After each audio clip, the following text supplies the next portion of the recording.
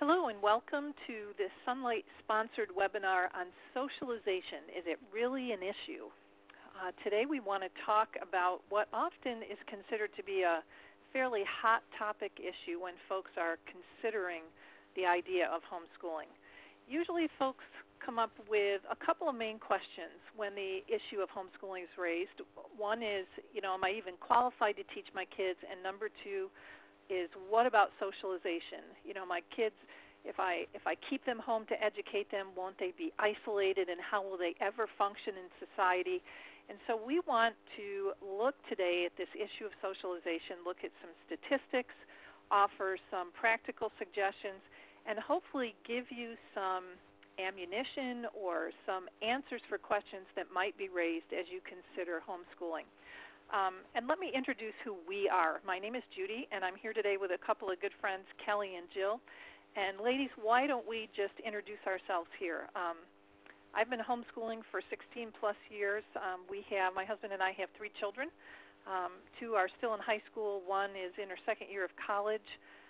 I've worked for Sonlight for 12 plus years, both as a curriculum representative at Northeast conventions, as well as Sonlight's customer champion. Jill, why don't you introduce yourself? My name is Jill, and my husband and I have 5 children whom we homeschooled. We pulled them originally, some of them out of public school, and the last 2 we actually homeschooled from the beginning. We homeschooled for 17 years until my youngest one graduated from our homeschool about 3 years ago. I've been working with Sonlight for 11 or 12 years as a consultant in the Kentucky, Michigan, Ohio, Indiana area, and also work as a forum moderator. And I'm Kelly. I have 3 boys and homeschooled them for 19 years until the last one graduated last year, so I graduated too. And I've been working for Sonlight for about 12 years as a Sonlight consultant doing Southeast events along the Gulf Coast. Great. Well, thanks for taking time out of your busy schedules today to work on this little project with me here, ladies. So why don't we get started? Let's start with what exactly we think people mean when they say they're concerned about homeschoolers being well socialized. So when you ladies talk with folks who are concerned about socialization, what are they primarily talking about? Well, I think they want their kids to have the opportunities that maybe they had or maybe they wish they had when they were younger. So these sports and music opportunities, they want them to be able to have friends and have just be able to be included and invited to, things like some people I talk to are interested that their students don't miss out on things like the prom even, or graduation, or just a lot of different things that people are concerned that their children will not have if they're homeschooled. I think it sometimes even goes to the point of people have a difficulty visualizing what homeschooling is and think that you're going to put your child in a closet for the rest of their, their school years, yes. And they'll never get outside and they'll never interact with anyone. But we do live regular lives. We still go to the store and we do things around, around the neighborhood and things as well. So there are lots of opportunities to interact. I think it's just a picture of what does this look like and how does it work is a difficulty. I think they don't want their kids to look different as in odd. Like they're afraid maybe their kids will just seem odd or different compared to other kids. And I think that's a big concern. I think you're right. Well, maybe it would help in our conversation as we get started if we define what socialization really is. I think a lot of times when well-meaning relatives or friends, gasp and say, but aren't you concerned about your child's socialization? They really don't have a good understanding of what being socialized means. So, dictionary.com is probably not the ultimate reference source for defining words, but I thought that this definition came pretty close. They define socialization as a continuing process whereby an individual acquires a personal identity and learns the norms, values, behavior, and social skills appropriate to his or her social position. I think when we stop and really consider what that definition is saying, at least I look at my kids socialized at all, I'm not sure that I want my children to take on the norms, values, behaviors, and social skills of their general peer group. What do you ladies think? Very true. I think so, I mean, too. when I think we're Go ahead, looking Jill. to socialize. Well, I think when a lot of people are saying they want their students to be socialized, ultimately we want them to be socialized to be successful adults that can have, a family and go off to work and just be kind of a regular, hard-working, whatever we want our children to be, some kind of an adult that we can respect. And I don't know that that's really what this kind of socialization is leading to. Right. Definition. I think this kind of socialization defines what happens when you put children of the same age group together on a regular basis and allow them pretty much just to interact with the same age group. So you have all the same social behavior, all the same maturity or immaturity, all the same values, whether they are good or bad, in one group or in one setting.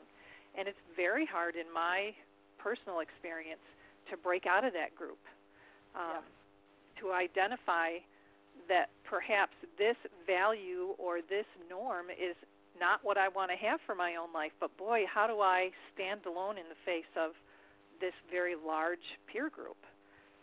And how do you as a parent have any control over the peer group that your child will be with in a classroom setting, whether it's in a public school or a private school or even a Christian school?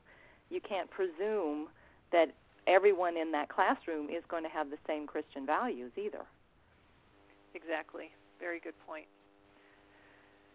So maybe socialization isn't entirely all it's cracked up to be. So let's look for a few minutes. People are often impressed by statistics. You can offer your opinion. You can say what you think or what you feel or what your experience has been. But a lot of times, cold, hard facts speak volumes where maybe your opinion doesn't. So there is a website, hslda.org.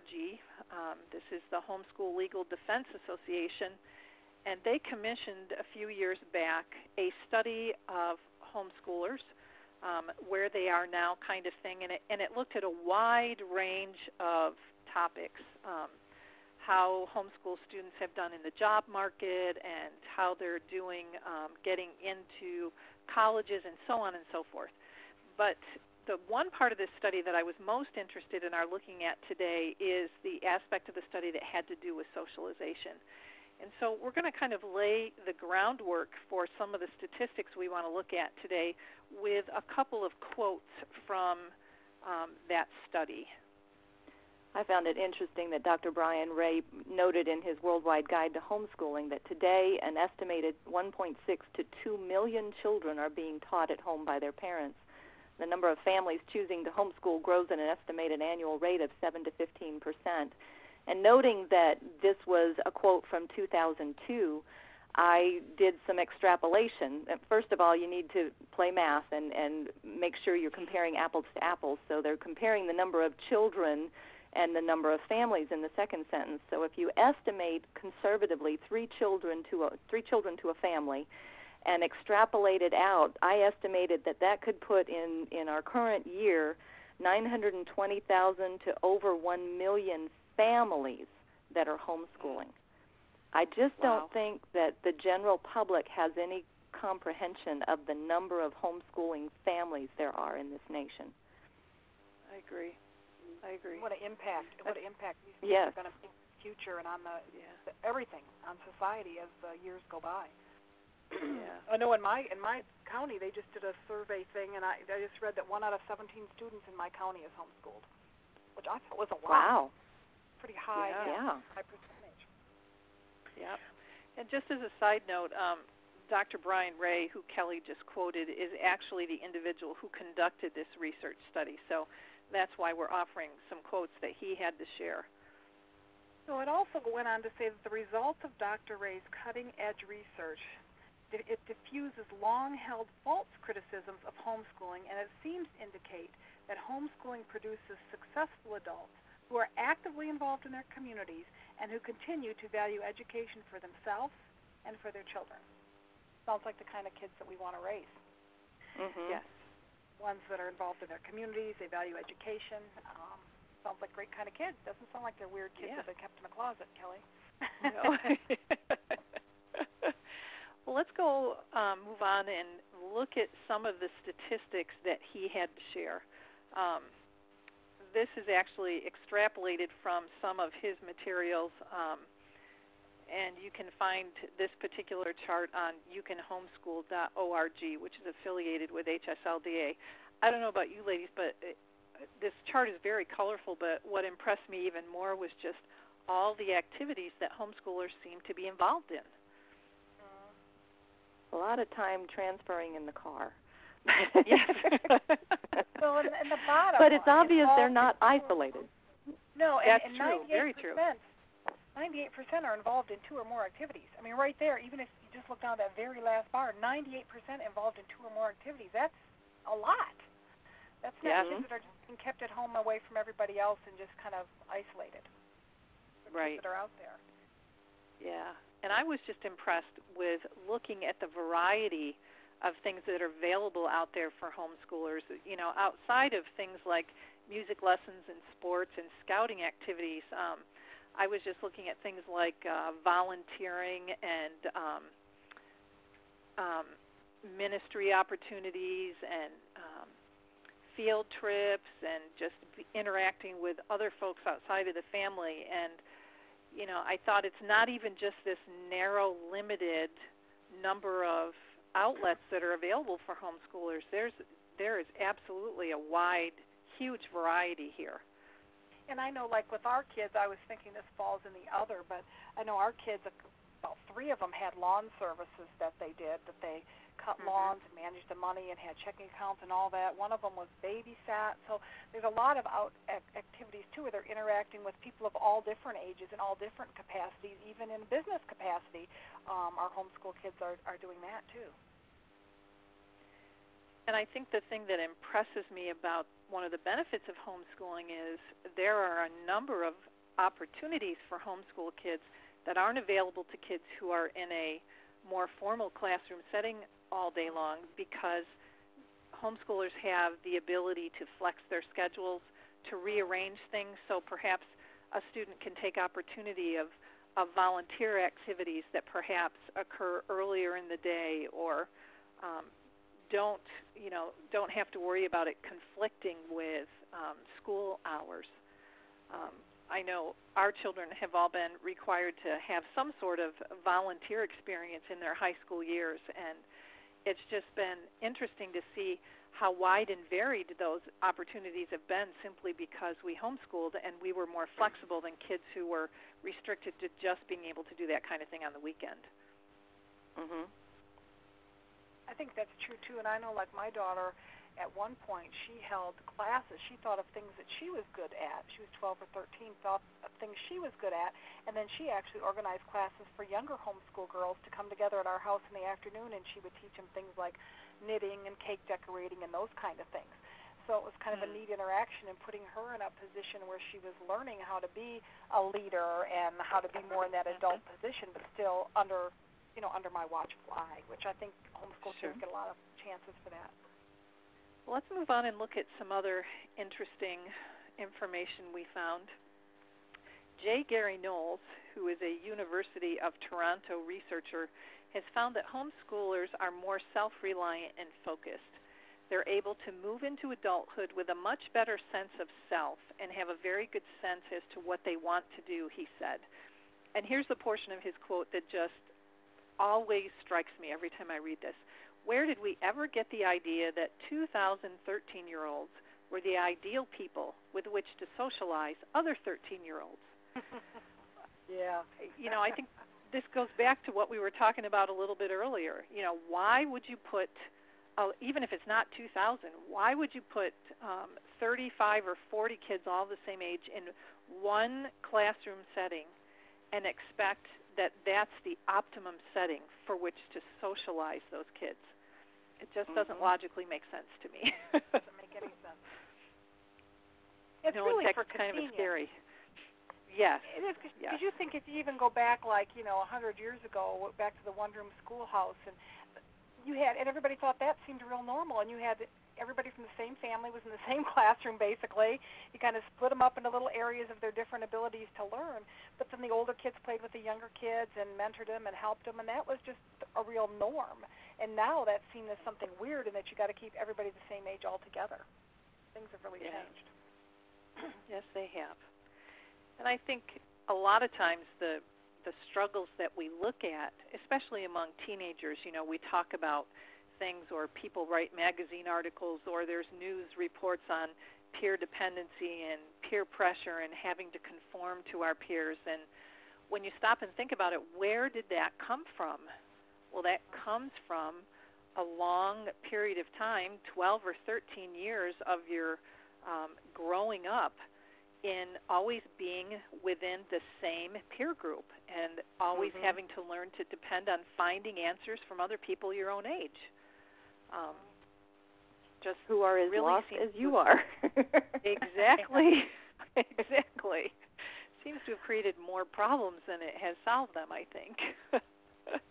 Well, it doesn't give kids a lot of good mentors. It doesn't give them, like, good role models either, because they don't know anybody 4 or 5 years older than them that's been where they've been, that can kind of be sort of on their same level, but yet maybe 4 or 5 years ahead that they can talk to and maybe get some help or look up to. They don't have that because all they know is the people their own age. Exactly. It's really sad. And I think to tag onto that, Jill, I think it doesn't teach children to value the wisdom and experience from those who are much older than they are. You think about how a lot of kids, not all kids, but a lot of kids really scoff at or brush off advice or wisdom provided from older people in their lives. And what a shame, because how much value there is in that experience and wisdom from having lived all those years. Yeah. Well, beyond just the concerns about peer dependency and peer pressure related to socialization, I think folks are also concerned often about their students being able to get into college at all and being successful in their college experience. So Dr. Ray's study addressed this as well.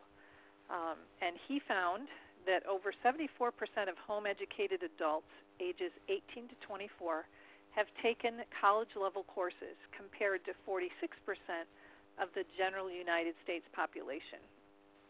Wow. Don't think you can argue with those numbers. No, that's pretty impressive. Yes.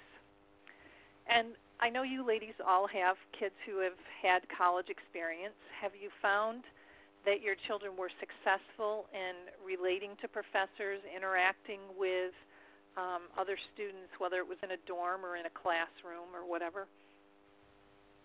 Yeah, they really didn't have a big transition at all. I think that my kids, anyway, that went from homeschool and graduated from homeschool and went to college, they seemed to fit in pretty quick. I mean, there was some adjustments like there are with anything. There's a learning curve, but I don't know that their learning curve was any larger or bigger or different than kids coming from like a public high school into college. They could. I think the thing is they weren't so dependent on their peers, so it wasn't a horrible thing to get away from all their friends that they've been in a little group with their whole life and then go out on their own. They had, I think, more confidence to go out on their own and to try something new without feeling like they needed somebody at their back, or to hold hands with or something to see them through it. Yeah. I found it interesting also that not only did we not have any difficulty getting my boys admitted to college, accepted to college with scholarships, but their peers in college were surprised to find out they were homeschooled. Yeah. That wasn't an obvious thing, for as they got to know friends, and one of my sons even did a speech in speech class about homeschooling and, debunking some of the misnomers or the false assumptions. And when he walked into class to do the speech with his clothes on backwards, just kind of giving an illustration that people think homeschoolers are backwards. But then as he began to present his information and explain the realities and present statistics and stuff, he said several from the class gathered around him and said, "You were homeschooled? I'm amazed. I can't believe that." So normal. Well, I don't know. Some days I'm not real sure, but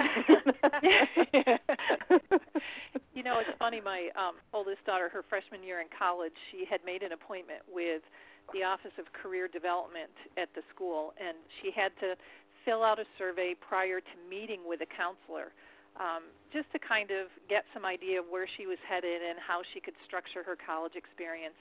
And one of the first things that the counselor said when they actually met face-to-face, and she introduced herself and told him a little bit about her background and, of course, mentioned that she was homeschooled, he shook his head and said, "There is no way I would have classified you as being homeschooled, because everybody knows that homeschoolers are so introverted, and you just aren't. You're a very social and outgoing person." And it just struck her as funny.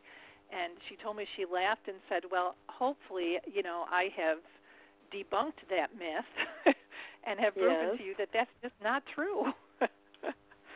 My daughter had almost a similar incident where she was in a class for quite a while, and there was a student that she talked to afterwards every week or something, how you kind of chit-chat, you're on the way to the next class, and came up that she was homeschooled.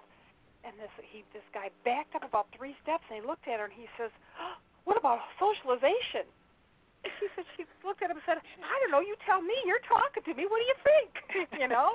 It's like all of a sudden there's this wall put up that, oh, you're some kind of a weird homeschooler and you haven't been socialized, when all along nobody's thought anything different. And I think it's just mostly a myth that's generated by the people that can't say that homeschooling isn't good academically. They used to say, "Oh, well, you can't homeschool your children because they won't be able to go to college, they'll be academic idiots." Well, that's been proved wrong. So now those same people, whoever they are, the official educators, whatever, that's come out, well, then you're not going to be properly socialized. And that's just something to kind of make you think that it's not good, when really it isn't really rooted in fact at all. Mm-hmm. Yeah, very good point. Well, beyond college, what else, are folks concerned about for their children if they homeschool? Well, I think, what about getting a good job once they leave high school? Maybe they don't decide to go on to college, or maybe they do. So what about their ability to gain and hold on to a job? Well, that same study by Dr. Brian Ray demonstrated that out of all of those who responded to this portion of the survey, 4.4% were currently involved in some sort of technical field like computer programming or drafting or engineering. 6% were in positions of office work. 6.8% held professional jobs as a registered nurse or an accountant. And 7.3% were homemakers or home educators. And then there was a large percentage of those who were surveyed that were actually still students. They were still continuing their education at a higher level. So again, I think the statistics pretty much demonstrate that getting a job after homeschooling is not an issue. Now, the economy might have some effect on the ability to get a job, but not your homeschooling. Do you ladies have any experience with your kids stepping into a job field and having any difficulty acclimating? I think that one thing that we've taught our kids, and I think probably a lot of homeschoolers have, is we've given our kids a good work ethic. So I'm not sure, it doesn't really matter what they go into or what they want to do or where they go to work. If they have a good work ethic, the people that employ them love them, and they just, are there any more like you? In fact, my third son had a job that he worked at through college, and then after college they hired him on full-time. He's a computer programmer. And when his younger brother, who's several years younger, was starting to go to college, and he asked, is there any work that my brother could do part-time? And they're like, well, if he's anything like you. So it ends up now 3 of my sons now currently work at this place, and they're like, are there any more at home like you? Because they just love the work ethic. They just are looking, they're looking for, I think all employers are looking for kids or young adults or whoever that really want to work, will show up on time and have a good work ethic. So, I mean, our kids have all gotten jobs and transitioned from work into jobs, have worked their way through college, done well at all the different places that they've worked. Mine haven't had difficulty transitioning into professional jobs, but I've also been almost amazed at the number of students I know locally, home students, who had a lot of volunteer experience as a high schooler. One of our good friends, the dad was an art director at the public broadcast station here locally, and he spent one day a week at work with his dad volunteering on camera, learning computer program details and graphics, and without any professional continuing education past high school, he is now working as a professional graphic and cameraman and working on a movie. And he never had college training, but he had incredible opportunities as a volunteer and to learn on the job in his high school years, which were documented as experience for him. I remember when I graduated from high school and from college, and different times when I would fill out job applications, and they always asked for prior work experience. And I really didn't have a lot to offer because, I'd been in high school all those years. And today, when I think about my kids who had the opportunity to work all through high school, they have something to put on that job application because now they've had significant work experience before they even left home. And going back to what you were saying about a work ethic, Jill, not only do our kids have a good work ethic, but they also have a respect for authority that I think a lot of modern-day teens seem to lack. Again, not all of them. We're certainly not trying to paint with a wide brush, but I think it's interesting to me to see my kids interact and respond to those who are in authority over them because they have that work experience and have learned to take direction from someone who's in authority over them. So I think that's just an additional value. I was going to say, I think that part of the part that's good about it, too, is that they've gotten that experience when they're under your watchful eye. So it isn't like they've gone out on their own and then they've got their first job, and they've gotten used to it coming along as they're younger, maybe 13, 14, 15 years old, so you can help them make sure they get to work on time and talk about the importance of a lot of things that we've been able to kind of help them along as they've sort of eased into the workforce or eased into being more of an adult member of society. And I think that having that transition at a younger years with your parents so close by is very beneficial. I agree. Very much I agree. Well, then what about community service? So homeschoolers do really well in college and at getting jobs, but what about actually interacting with the community and the folks around them? Well, once again, Dr. Ray's survey addressed this, his study addressed this, and he found that of those who responded to the survey, 71% indicated that they participated in some sort of community service activity.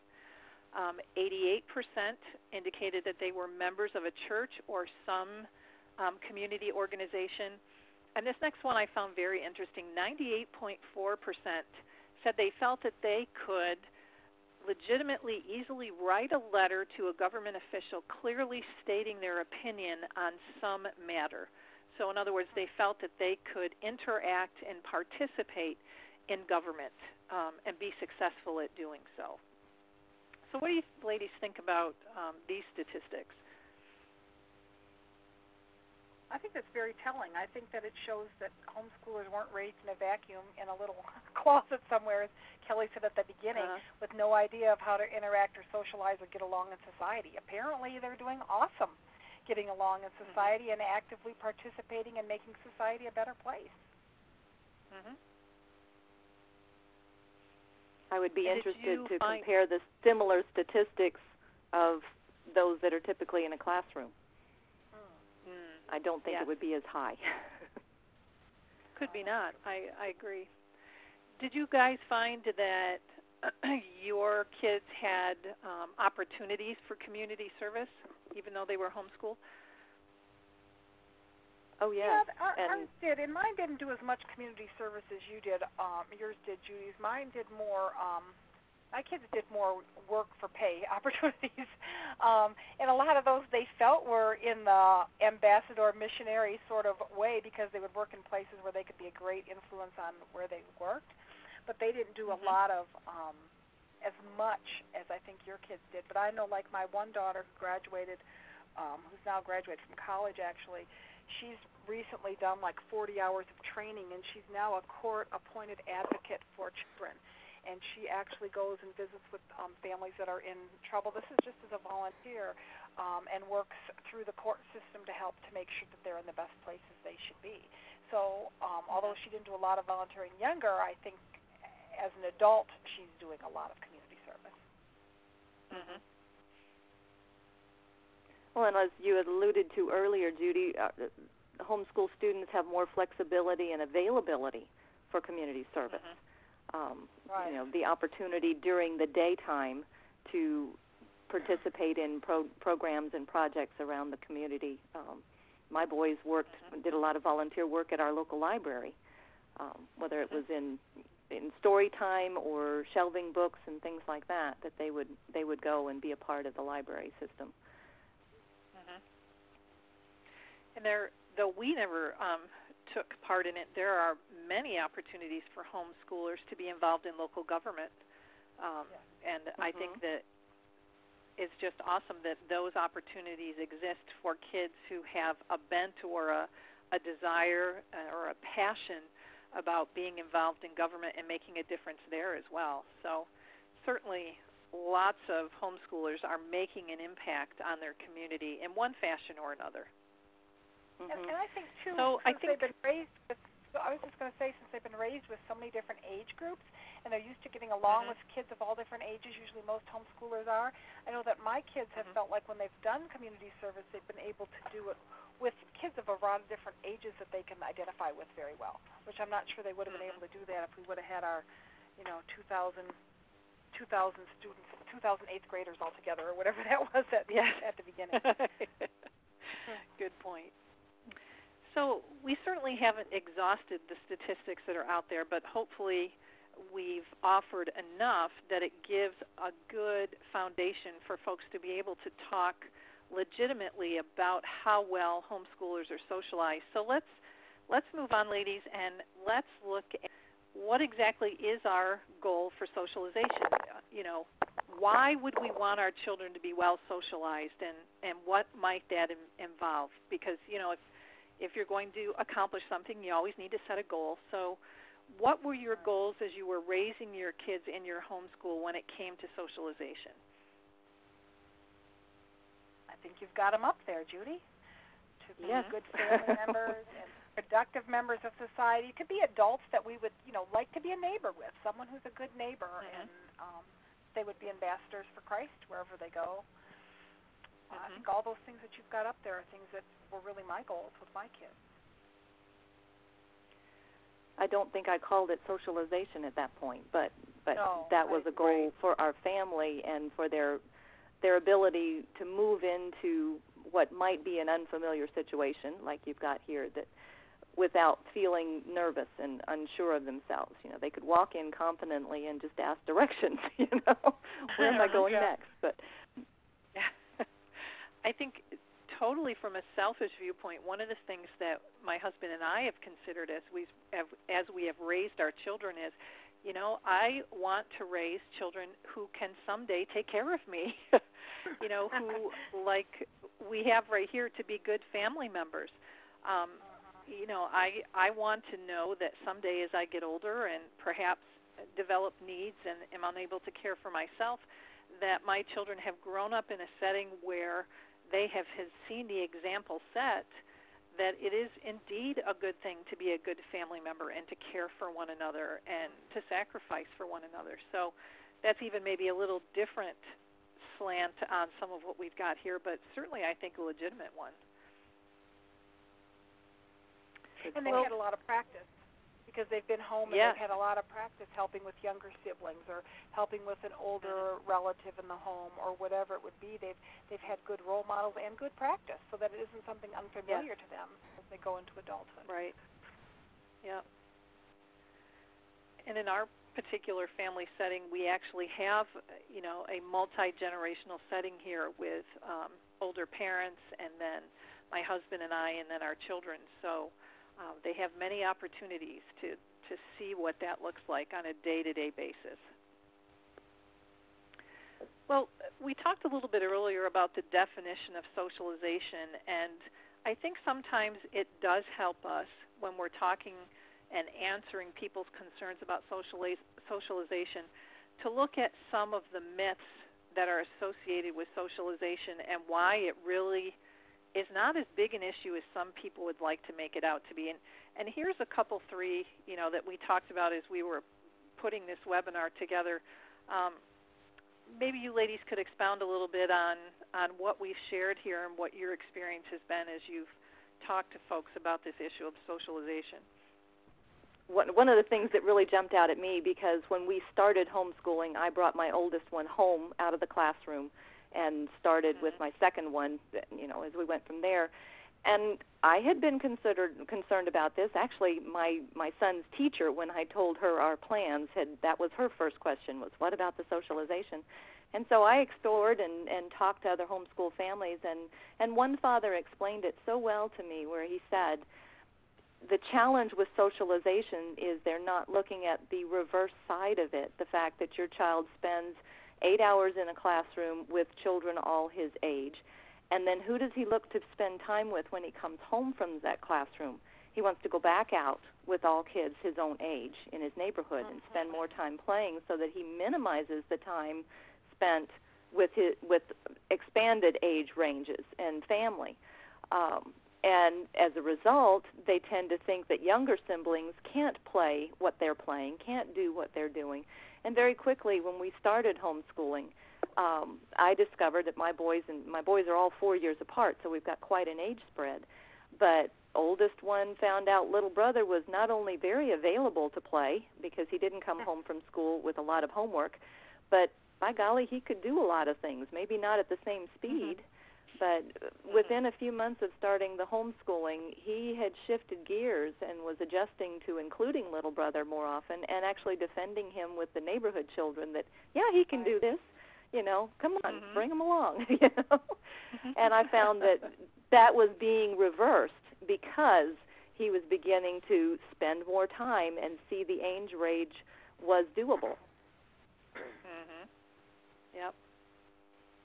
And that's really such a healthy attitude. I mean, we want our kids to be able to get along, and as adults, we want adults to be able to relate to younger children and older people and people of different abilities. I mean, it's just such an awesome thing that with homeschooling, the kids get such a good chance to do that, and it's really such a positive socialization and not a negative at all. And I found the same thing as you did, Kelly. My boys became really best friends when they weren't age segregated all day long in a public school. It gives them an early start, because they're never going to be age segregated in the rest of their life. That's right, because wherever you work, you're in never their job, in their classroom. Right, any place. Exactly. And that's what I was just going to say. I think that's one of the hugest myths about socialization, this whole argument that your kid will be better off in a classroom full of all of these other kids the same age. Where else in life does that ever happen? Yeah, never, ever. When you leave high school and go to college, are all the kids in your college class the same age? Absolutely not. No. If you go off and start a new job somewhere, everybody that works with you, all your same age? Certainly not. So it's almost a false setting that we've established in the formal school setting, where we segregate by age, basically. It just doesn't exist outside of the school building. So we've looked at the negative side of this myth about socialization. What should socialization look like then? If we don't agree with the argument that a formal school setting is necessary for socialization, then what should it look like? I really liked Saritas' quote that she used in our Beam a few months ago, where she pointed out that rather than throwing kids into situations where they either act inappropriately out of discomfort or they must watch surreptitiously out of the corner of their eyes to see what others are doing, we as parents our place to provide our children many of the clues they need to succeed in life. We can help them walk into those unfamiliar circumstances and be poised and prepared to do things well. I think that's one of the best protections we can offer them for their life in the future. Mm-hmm. What a great thing to equip our kids to be able to do that, to walk into unfamiliar circumstances poised and prepared to do things well. If we can do that, right. And I think as homeschoolers we're ideally placed to do that. Mm-hmm. When you look back in early American history, you see a lot of apprenticeship idea going on. A lot of young men didn't go off to college. What they did was apprenticed in a skill and then moved on to become a master and eventually hold a position in that particular job setting. And really, we're talking about the same concept with our kids when we homeschool. We're discipling or apprenticing our kids to be successful in whatever direction they take when they leave our homeschool, because homeschooling is a lifestyle. It is full of teachable moments. It's full of opportunities for us as parents to come alongside and demonstrate by pure example to our kids how to respond in certain situations, how to handle difficult situations. And boy, I think Sarita just really nailed it on the head that, like you said, Jill, we are in the best possible position to make that happen. Well, and we can also and the wonderful thing is, oh, go ahead, Kelly. I was just going to say the wonderful thing is it's not always planned in your lesson planner. Because they're alongside you, that learning can be unintentional but very beneficial. So it's not something you have to, okay, today we're going to happen to do this and we're going to do this tomorrow. Just bring them alongside and they'll learn as they ask questions with you, because they're comfortable with you. They can ask the questions to set them in the right direction as they move on their own. And generally when kids are home all the time, in order for a family to function well and to get the work done, I mean, they have to pick up some of the slack in the homemaking that the mother may have done before. Usually kids that are homeschooled, we generally teach them how to cook and how to sew and how to do their own laundry. They learn maybe how to work on the lawnmower because they're working alongside mom or dad learning these things.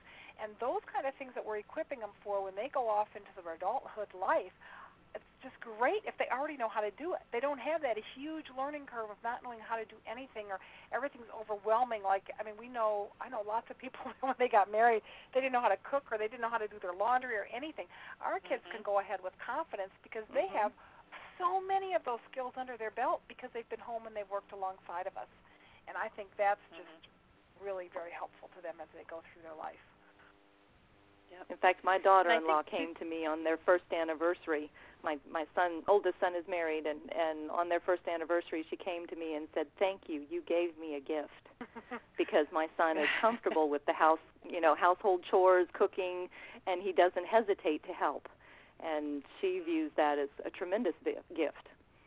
So yeah, and I think we also. I was going to say, a lot of the circumstances they're walking into aren't even unfamiliar. I mean, in this quote it says into unfamiliar circumstances, but I think above and beyond that, we can prepare them to walk into a lot of circumstances that aren't going to be unfamiliar because they're going to be prepared because they did a lot of it alongside of us for years and years and years. Yeah, that's true. And I think we also prepare them well for real life. I mean, a classroom setting is contrived no matter how you look at it. You know, the lessons are planned and each class is only X number of minutes long, and homeschooling, I think, allows our kids to see life as it really is. Not every experience that my children have with me is a positive one. I'm human, and I fail, and I have opportunity not only to be humbled myself, but also to look at my kids and say, okay, how could we have handled this better, or how could we handle it differently in the future? So not only do we prepare them well for practical life skills, but I think we also have the opportunity to prepare them well for relationship skills and for the ability to think through difficult situations and come up with an answer. Okay, well, we've talked quite a bit about statistics and what socialization does and doesn't look like. So as we kind of wrap this all up and pull it all together, let's look at some really practical ideas for socialization, but maybe with one little reminder first. Yeah, I like this, Judy, and I don't know where you pulled this from, but you pointed out that someplace you had read that socialization kind of means, as we saw in the definition at the beginning, to be one of the pack. Our kids are going to act like their peers. They'll be one of the socialized pack. Or do we want to provide them with social opportunities, which I think is more what we've been talking about, opportunities to grow and to learn new things. What's our goal here? I think we would say our goal is we want to provide them social opportunities, but not necessarily have them socialized like one of the pack. So really and truly, then, when folks are considering homeschooling and someone says to them, well, what about socialization? Maybe the answer is, I don't want my kids socialized. Yeah, I want to provide them with social opportunities. Exactly. Yeah. So let's talk just for a couple of minutes about what we, as a group of three of us here, have been able to provide for our kids by way of social opportunities, even while they were homeschooling. Well, I think I'm the one who came up with the visiting family. I think that it's really great when you're homeschooling, and a lot of times you have more opportunities to visit family. We had more opportunity to spend with the grandparents because the kids were home during the day, and they would maybe go out to Grandma and Grandpa's and be able to stay overnight, and Grandpa would work with them on woodworking or something like that when they were younger. We had more opportunity if there was family that was coming to visit, where we could take time off and say, okay, we can suspend school for this week and do it maybe later, and we can spend time with our family. And so our extended family provided a lot of opportunity for social opportunities, even though they didn't live in the same state as us. We live in a different state from the rest of our extended family, so it really made it nice. And that's one that a lot of people don't think of, but really when it's said and done, you're always going to have that extended family. So it's nice to have good relationships with them and to have close ties with them, you know? Because even when you move, they're still your family. And a lot of people don't even think about that as being one of the pluses, is the extra time that you're available for that. I think so. We did a lot of co-ops in our homeschooling time, co-oping with other families or in larger groups to do various extracurricular activities and things, and we had a great deal of church involvement. Two of my boys became musicians as a result of encouragement from church members, and eventually playing on the worship team, and worked a great deal in children's church with younger children, and I was frequently told they work so well with younger children, and I think it's because they grew up with younger children, you know. So they had a variety of opportunities that way. But we also enjoy spontaneous get-togethers and gathering with other families and doing, you know, group activities, and the volunteering that we did at different times. So there's a wide range of opportunities available. You just look for options and jump in. I look like my son was we have a little local swimming team. It's a summer swim team in our town, and my youngest son actually started in the swim team when he was 5, and he swam every year until he was 18 and no longer, he couldn't qualify anymore, and now for the last couple years he's been a coach, and coaching those kids that are like 3 years old and up, because it's a neat, well, about 80% of the kids in it I think are homeschooled, but it's a neat swim team because it starts with kids about 3 years old and goes up to 18, so it's really a great opportunity. And that's been, and those kids, you know, those kids are still his best friends. Those swim team kids are still his closest friends through all those years. So, you know, there's all different kinds of sports teams, and that's just one that we found that was it went along well with our homeschooling and for our goals for our kids. And jobs, I don't think we mentioned jobs here, but there's a lot of great ways for socialization or social opportunities through jobs. Our kids worked at the local IGA store. All 5 of them worked there at one point or the other, and other job opportunities they had to socialize in the good way, with social opportunities with other people. Yes. While earning money for college. Yes, that's a big plus. Yes. Well, good. I think as we kind of wrap this up, maybe, hopefully, we've offered folks a closer and maybe a more detailed look at what socialization really is, and provided them with some hard, solid, cold facts about how homeschoolers are doing, those who have graduated and moved on in life, and what their successes have been. And hopefully we've offered, through our own experiences and some ideas that we've shared, just some real opportunities or suggestions and ideas for folks who are considering homeschooling to realize that there really are social opportunities out there for kids who are learning at home. And they're not limited just to church involvement, but certainly there's a wide range of opportunities that exist out there. So, ladies, I just really appreciate.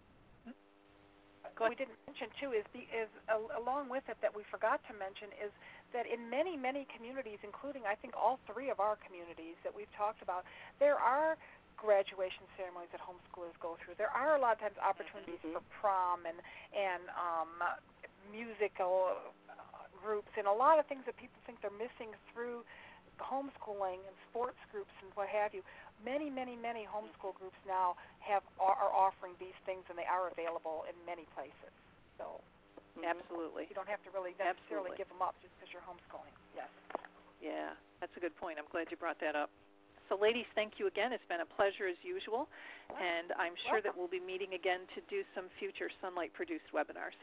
Look forward to it. Later. Thanks, Judy. Bye-bye.